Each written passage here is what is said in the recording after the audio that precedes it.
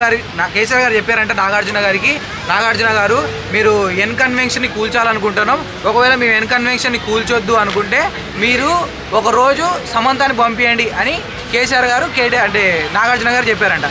ఎవరికి? కేటీఆర్ కోసం. కేటీఆర్ గారు మన ఎవరు నాగార్జున గారు అంట సమంత దగ్గరికి వెళ్ళి, సమంత నువ్వు ఒకరోజు కేటీఆర్ దగ్గరికి వెళ్ళిపో అని అంటే, నేను కేటీఆర్ దగ్గరికి వెళ్ళాను అని ఆమంటే విడాకులు ఇచ్చారంట.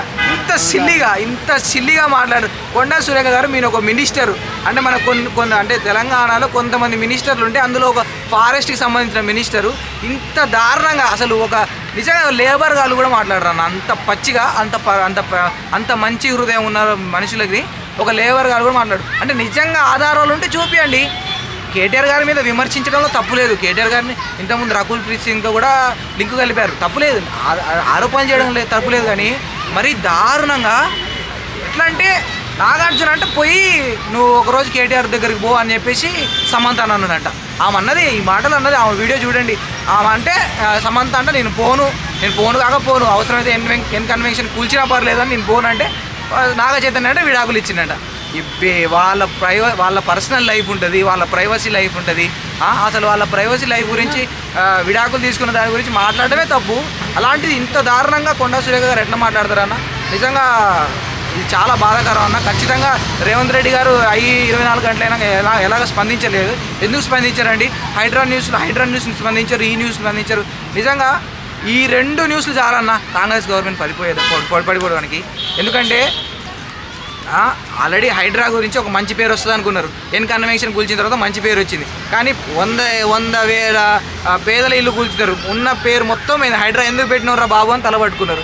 మళ్ళీ ఇప్పుడు ఆ న్యూసే దాన్నే కవర్ చేసుకోలేక రేవంత్ రెడ్డి గారు చచ్చిపోతుంటే ఇక బీఆర్ఎస్ ప్రభుత్వానికి ఒక మంచి హ్యాండ్ ఇచ్చారు. కొండా సురేఖ గారు మీ వల్ల రేపొద్దున కాంగ్రెస్ ప్రభుత్వం పడిపోద్ది, ఇది మాత్రం రాసి పెట్టుకోండి. మళ్ళీ బీఆర్ఎస్కి ఛాన్స్ ఉంది. ఎందుకంటే మీకు రేవంత్ రెడ్డి గారు మినిస్టర్ పదవి ఇస్తే మీరు ఇంత గలీజ్గా మాట్లాడతారు. మళ్ళీ ఈ మొత్తం న్యూస్ అవుతుంది అంటే ఈ న్యూస్ స్ప్రెడ్ అయిపోతుంది. ఆమె ఏదో మాట్లాడి వెళ్ళిపోయింది కానీ న్యూస్ స్ప్రెడ్ అవుతుంది. దీని మీద నాగార్జున గారు ఫస్ట్ టైం ఎప్పుడు స్పందించింది, అమలా గారు స్పందించారు, సమంత స్పందించింది, నాగ చైతన్య, అఖిలు, రవితేజ, మహేష్ బాబు, ఎన్టీఆర్, చాలామంది హీరోలు స్పందించారు.